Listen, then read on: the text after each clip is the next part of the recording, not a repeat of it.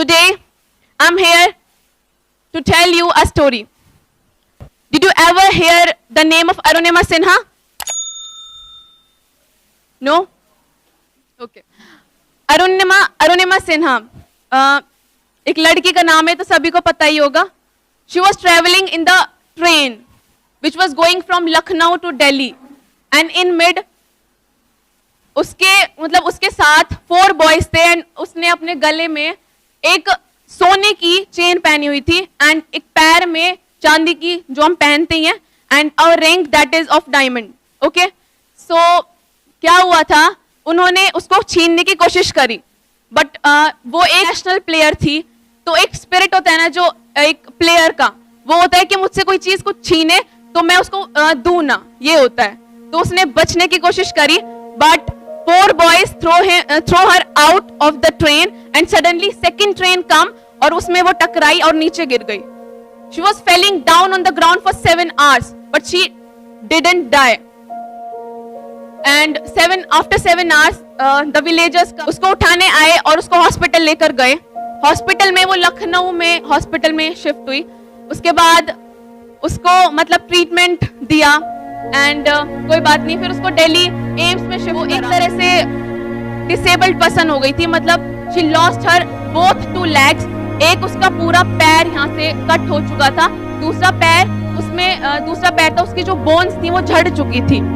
तो एक पैर में रोड लगाई गई उसके, और एक पैर में उसको आर्टिफिशियल पैर दिया गया.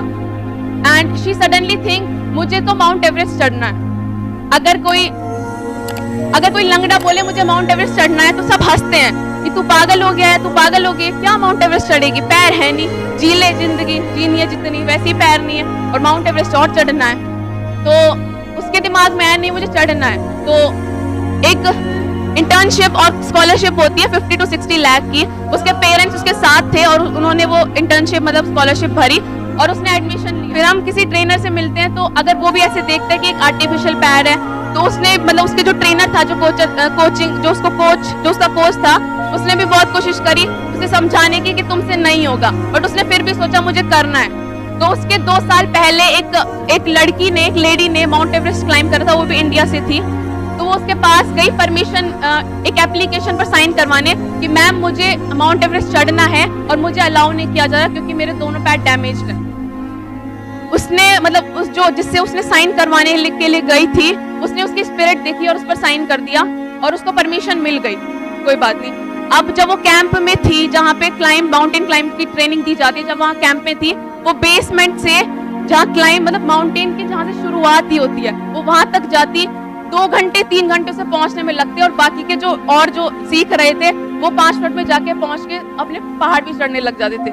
8 दिन वो 3 घंटे में पहुंचती रही. उसको भी एक बार लगा कि यार कहीं मैं सच में ही लंगड़ी हूँ, कभी मैं चढ़ भी पाऊंगी कि नहीं भी चढ़ पाऊंगी, मैं यूं ही कभी कोशिश कर रही हूँ.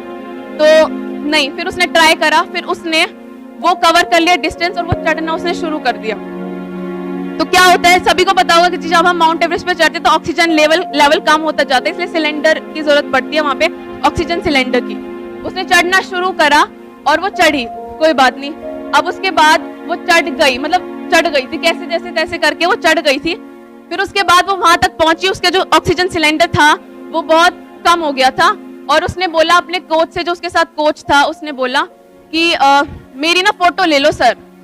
उसने बोला कि तेरे वैसी ऑक्सीजन की कमी है, तू नीचे चली जा, फोटो खिंचवाएगी मर जाएगी, वैसी जिंदा नहीं जा पाएगी. उसने बोला नहीं मेरी फोटो खींच लो. तो सभी को पता है तिरंगा वहां पे जाके हम लहरवाते हैं, इसीलिए. तो उसने फोटो खींच ली. अब वो बोली 2 मिनट बाद कि सर मेरी वीडियो बना दो एक, अगर मैं जिंदा नहीं जा पाई तो मेरे इंडिया मतलब मेरे कंट्री को ये वीडियो भेज देना.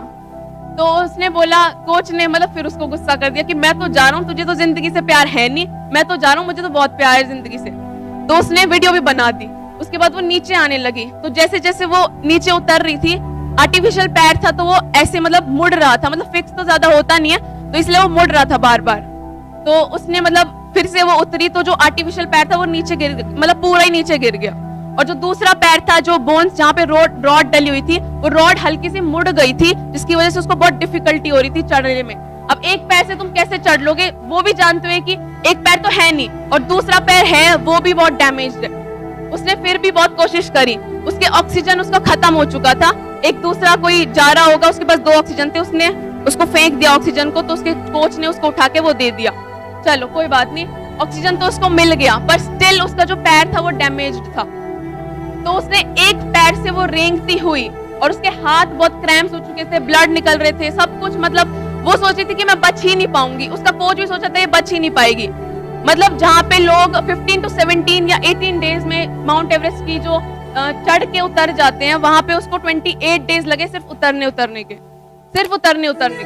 पर वो उतर गई और जिंदा वापस आई। और आज वो लेडी वर्ल्ड के जितने भी हाईएस्ट पीक ऑफ माउंटेन्स है वो चढ़ चुकी है। अब आप सोच सकते हो कि जब कोई एक बिना मतलब डिसेबल्ड पर्सन इतनी बड़ी चीज कर सकता है, तो तुम तो 2 लेग से माउंट एवरेस्ट तो क्या पूरी टॉप ऑफ द वर्ल्ड जा सकते हो। उसको एपीजे अब्दुल कलाम से बहुत अवार्ड्स मिले, बहुत सारी चीजें मिली। वो सिर्फ ये दिखाना चाहती थी कि मैं इतना कुछ कर सकती हूँ तो सभी इतना कुछ कर सकते हैं, बहुत कुछ कर सकते हैं। बस सोचने की और एक वो डिटर्मिनेशन वाली बात होती है। I hope this story will motivate you. So thank you so much for listening with great patience.